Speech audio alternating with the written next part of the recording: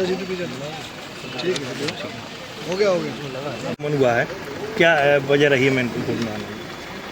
माननीय अदालत का सम्मान और साक्ष्य हेतु आया हूँ।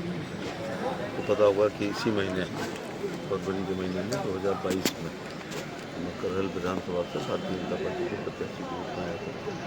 उस समय एक जानलेवा आंदोलन हुआ था जिसका अभियोग करहल थाने में पंजीकृत हुआ था। मैं वादी हूँ, आज साक्ष्य हेतु हुआ है। कल चुनाव हुआ है, उसमें समाजवादी पार्टी के लोगों ने मतदान किया है, क्या कहेंगे इसको लेकर आप मतदान करने को लेकर?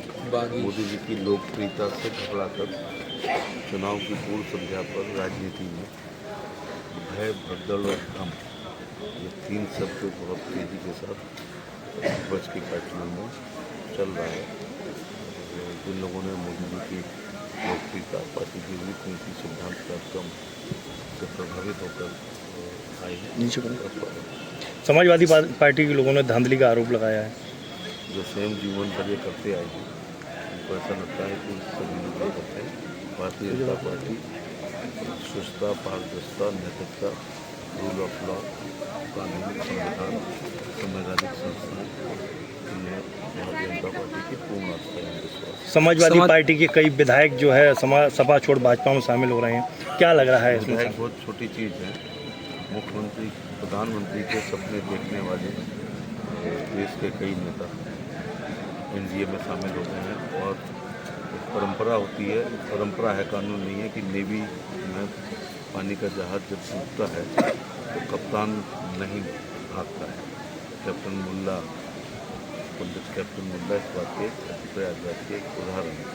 लेकिन विपक्ष की पार्टियों के डूबते हुए जहाज से कप्तान ही भाग रहे हैं, विधायक लोग थोड़ा छोटा पड़। मैनपुरी की लोकसभा सीट पर इस बार क्या भारतीय जनता पार्टी का कमल खिलेगा?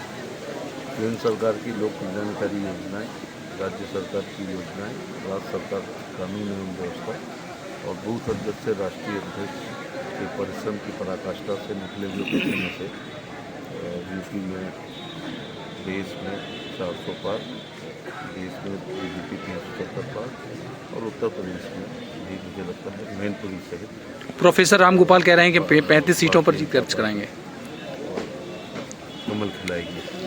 प्रोफेसर राम गोपाल यादव का एक बयान आया था कि 35 सीटों पर समाजवादी पार्टी जीत दर्ज कराएगी।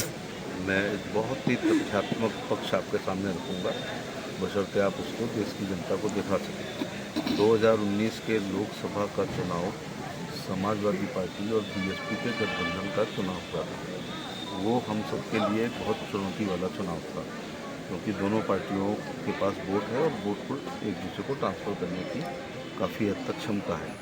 इसके बावजूद मेरी बात को इसको 3 बार जरूर दिखाएं और उन्हें दिखाएं जिनका ये बयान है कि समाजवादी पार्टी के सैफी परिवार ने हिंदुस्तान की टॉप 5 सीटों को चुना। हिंदुस्तान की बेगर्स कांट बी चूजर्स, बेकारियों की कोई पसंद नहीं होती है, ये लोग बेकारी नहीं है, ये स्वयं हाई कमान है। तो उन्होंने डाइनिंग टेबल पर देश के नक्शे को बिछा के टॉप 5 चुनी, जिसमें एक का नाम मैनपुरी है, जहाँ मैं खड़े होकर बयान दे रहा हूँ। एक लोकसभा मैनपुरी से श्री मुलायम सिंह यादव, कन्नौज से श्रीमती डिम्पल यादव, फिरोजाबाद से श्री अक्षय यादव और बदायूं से धर्मेंद्र यादव। ये बदायूं, कन्नौज, फिरोजाबाद, मैनपुरी, चारों आजमगढ़ से श्री अखिलेश यादव जी ने टॉप 5 देश की कह लो या यूपी की कह लो, देश में किसी कोई जानता नहीं, उत्तर प्रदेश की टॉप 5 सीटों को चुना। अब महत्वपूर्ण बात मैं कहना चाहता हूँ कि बहुजन समाज पार्टी की नेता से 1 लाख से लेकर 1.25 लाख तक वोट लेने के बावजूद इन 5 लोगों में से 3 को हार का सामना करना पड़ा, जिसमें एक बार उल्लिखित कर दूँ, पिता पुत्र केवल चुनाव जीते। धर्मेंद्र यादव जी अपनी प्री सीट बदायूं से हारे, जिस सीट पर निर्विरोध हुई थी कभी डिम्पल यादव, उससे वो चुनाव हारी, और अक्षय यादव फिरोजाबाद से चुनाव हारे। तो जो ये बयान है कि 35 सीटें समाजवादी पार्टी जीतेगी या बीएसपी उनके साथ हैं, बिल्कुल कहने का मतलब। और जो लोग उनके साथ हैं, जिसमें प्रमुख रूप से कांग्रेस पार्टी है, उसके राजकुमार स्वयं अपना चुनाव अपनी परंपरागत सीट अमेठी से 2019 में श्रीमती स्मृति ईरानी से हार चुके हैं। हार उनको पता चल रही थी, इसलिए वो केरल की एक सीट से भी चुनाव लड़े। मुझे लगता है ये 35 सीटों के जीतने वाले बयान की इतनी तथ्यात्मक विवेचना करते हुए मैंने कहा है 2-4 जगह चुनाव यूपी में हो सकता है, चुनाव कह रहा हूँ, लेकिन बाकी जगह इलेक्शन ही नहीं है, एक तरफा भारतीय जनता पार्टी के पक्ष में हवा है और मोदी जी दुनिया के सबसे लोकप्रिय हैं। मैनपुरी की जनता महसूस कर रही होगी कि 2012 से 17 में अखिलेश यादव की सरकार में क्या माहौल था और 17 से 22 और 22 से 24 आते आते योगी आदित्यनाथ जी की उत्तर प्रदेश की सरकार का क्या माहौल है। निश्चित तौर से लॉ एंड ऑर्डर तुलनात्मक रूप से सपा बसपा की तुलना में बहुत अच्छा है। यह गुप्तकाल भारत का स्वर्णयुग था, तो मोदी जी का कार्यकाल गरीब कल्याण के लिए और योगी जी का कार्यकाल लॉ एंड ऑर्डर के लिए स्वर्णयुग। अगले फैसले में चुनाव लड़ने की ये आरोप निराधार है। इलेक्शन की पूर्व संध्या पर इस प्रकार की होती है, ध्रुव संधियाँ होते हैं और ध्रुव गठबंधन भी होते हैं। चचा चाणक्य ने बहुत साल पहले कहा था यदि कोई राजा बहुत लोकप्रिय होगा जैसे नरेंद्र मोदी है तो उनके खिलाफ दुश्मन का दुश्मन हमारे दोस्त के सिद्धांत पर ध्रुव संधियाँ और ध्रुव गठबंधन हुआ करेंगे। ऐसा ही एक गठबंधन इंडी शेप ले रहा है। जब ये सिद्धांतहीन नेतृत्वहीन गठबंधन होते हैं तो ऐसे विवाह अपनी हनीमून मनाने से पहले ही तलाक प्राप्त कर लेते हैं। अपना विवेक है, उनसे पूछिए कि आखिर 542 सीटों में वो एक भी सीट को नहीं में अनुकूल पा रहे हैं और उनसे पूछिए। शिवपाल सिंह को बदायूं से प्रत्याशी बनाया है, धर्मेंद्र जी को वहां से हटा दिया है। घर की अपनी अंदरूनी पॉलिटिक्स है, ये उनसे पूछिए। पेपर लीक को लेकर लगातार डिम्पल यादव भी हमलावर है। जिन लोगों की सरकार में सफेदा लगा दिया जाता था, सूची दी जाती थी, लगभग हर भर्ती जो है हाई कोर्ट तक जाती थी।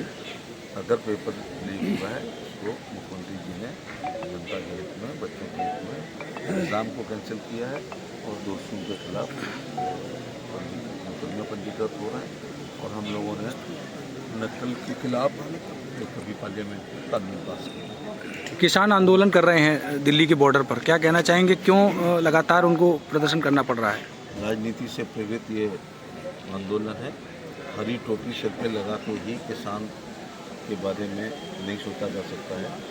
आज़ादी के बाद अगर किसानों का सर्वाधिक ख्याल किसी सरकार में रखा है तो मोदी जी ने स्वयं में रखा है। उदाहरण के तौर पर मोदी जी ने किसानों की इनकम को 2025 तक दुगनी करने के लिए जो कहा, परंपरागत खेती छोड़कर लोग पैरेलल इकोनॉमी के लिए अन्य काम करें और उसके लिए बहुत बड़ी सब्सिडीज दी गई है। उदाहरण के तौर से पशुपालन के लिए योजना है, मछली पालन ब्लू रिवोल्यूशन इसको कहते हैं, आजकल उसको ब्लू इकोनॉमी प्रमोशन होता है। प्रधानमंत्री मत्स्य संपदा, उसके पहले ब्लू रिवोल्यूशन में रीएक्वास ऑपरेटिंग सिस्टम से टैंक बनते थे। कहने का मतलब है पशुपालन में भी आप देख रहे होंगे कि 50 गायों को रखने के लिए 50 लाख से ऊपर की सब्सिडी है।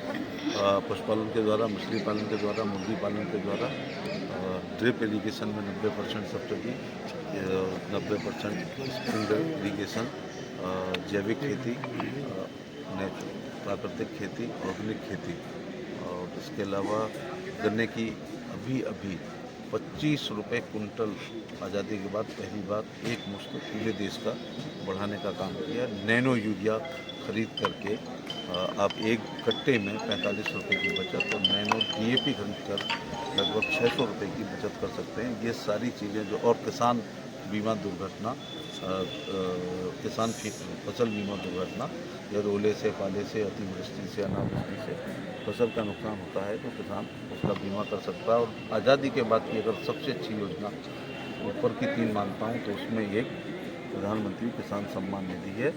यदि मैनपुरी के किसी किसान के खाते में एक कूड़ भी खेती होगी, कूड़ नहीं बोल जानता हूँ, राहुल गांधी नहीं जानते हैं, तो उसको 200 हज़ार की 3 किस्तें साल में आ रही होंगी। इस प्रकार से उनके खाते में 15,000 रुपये आ चुके होंगे।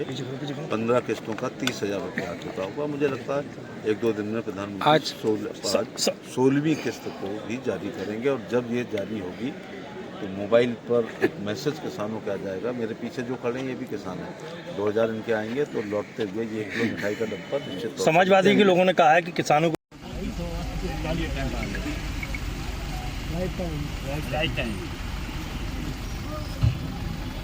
जल्दी का जवाब ही नहीं।